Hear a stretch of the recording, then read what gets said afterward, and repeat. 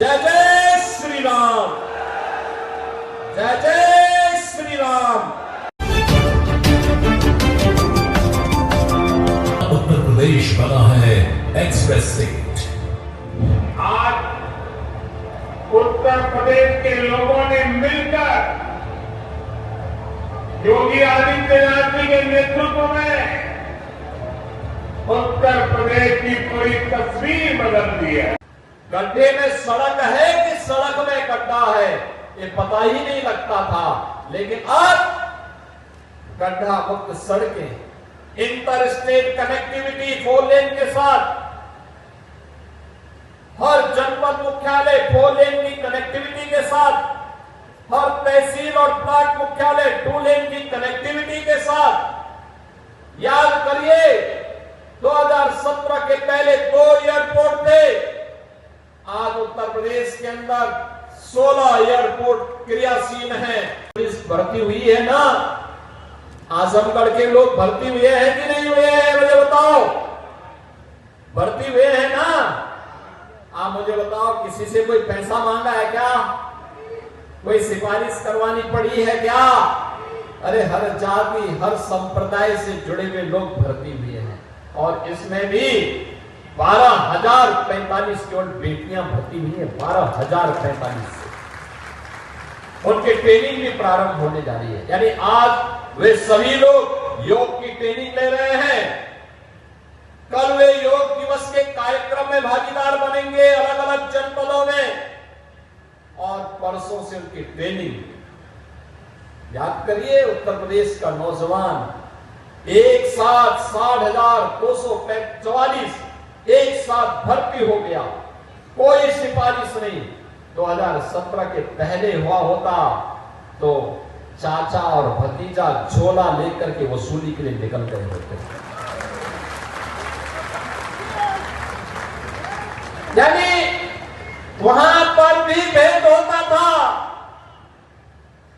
पैसा लेकर के किसी की भर्ती नहीं होती थी, उसके बगैर तो होती ही नहीं थी। लेकिन अब कोई भेदभाव नहीं, अब तो सबको अवसर मिल रहा है। सबका साथ और सबके विकास का यही भाव है। महाकुंभ प्रयागराज, महाकुंभ प्रयागराज, अयोध्या में राम जन्मभूमि पर भगवान रामलला के भव्य मंदिर का निर्माण होना, काशी में काशी विश्वनाथ धाम का होना, मां विंध्यवासिनी धाम का विकसित होना, चित्रकूट धाम का विकसित होना, ये सभी आज एक नई पहचान दिला रहे हैं। और अब तो मथुरा वृंदावन की तरफ हम भिड़ चुके हैं। मथुरा वृंदावन में भी हमारा कार्य प्रारंभ हो चुका है, वो भी एक पहचान मिल रही है। आपने एक कलाकार को आजमगढ़ ने देश की संसद में भेजा, और जैसे दिनेश लाल यादव निरुआ जी जैसे सांसद बने, हमने हरिहरपुर में एक संगीत महाविद्यालय भी स्वीकृत कर दिया। आप सोचिए, हरिहरपुर में इस संगीत का एक घराना था, पहचान के लिए मोहताज हो रहा था। गायन वादन नृत्य सभी विधाएं यहां एक साथ पैदा होती थी, लेकिन जिन्होंने आतंक का गढ़ आजमगढ़ को बनाया था, वे लोग इन्हें ढूंढ नहीं पाए।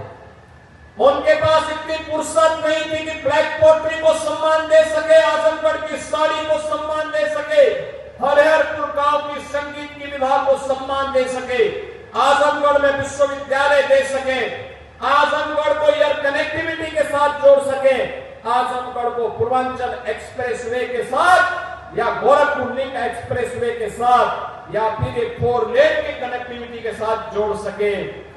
जब फुर्सत होगी तब तो कोई जोड़ेगा, उनके पास तो फुर्सत ही नहीं थी। जब संकट आता था, ऑस्ट्रेलिया या फिर इंग्लैंड चले जाते थे, लोगों को उसके पुरसे हाल पर छोड़ देते थे। लेकिन आज ये डबल इंजन की सरकार की, भारतीय जनता पार्टी की सरकार ने इन सभी प्रकार की सुविधाओं से आपको आच्छादित किया है, और आज इसीलिए इस एक्सप्रेस वे के उद्घाटन कार्यक्रम के साथ जुड़ने के लिए मैं स्वयं आपके पास यहां आया हूं। स्वयं आया हूं एक बार फिर से करने के लिए। इन्होंने अपने परिवार की चिंता की, अपनी जाति की भी चिंता नहीं की, केवल परिवार की चिंता की। किसी गैर सिपाही वासी को यहां से सांसद बना करके भेजने का काम किया था तो भारतीय जनता पार्टी ने ही किया था, भारतीय जनता पार्टी की सरकार ने किया। देखो, निरोवा सांसद बना, नीलम सोनकर सांसद बनी, तो विकास आजमगढ़ में द्रुत गति से आगे बढ़ा। मुझे बताओ, आपने मुख्यमंत्री को यहां से चुनाव जिता के भेजा था, वो विश्वविद्यालय नहीं दे पाए, पूर्वांचल एक्सप्रेसवे नहीं दे पाए। कितना बेवकूफ बनाया था पूर्वांचल एक्सप्रेसवे के नाम पर। 340 किलोमीटर का लंबा एक्सप्रेसवे शिलान्यास कर दिया, अलाइनमेंट भी नहीं पता, और जमीन एक भी इंच नहीं खरीदी। जब 6 महीने के बाद 17 में मैं आया, मैंने कहा भी क्या हुआ, क्या प्रोग्रेस है? कहा साहब जीरो। मैंने कहा क्यों जीरो है? कहा साहब जमीन ही नहीं तो एक्सप्रेसवे बनेगा कहां पे? मैंने कहा फिर ये टेंडर कैसे हो गए? टेंडर कर दिए गए थे 15,200 करोड़ के। एक्सप्रेसवे की चौड़ाई थी मात्र 110 मीटर।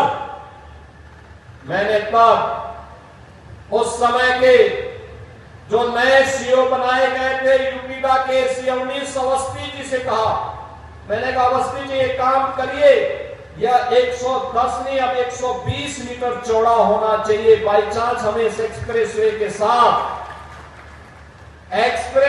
साथ जब हम high speed, semi high speed train का संचालन भी करेंगे, उसके लिए हमें जमीन चाहिए होगी।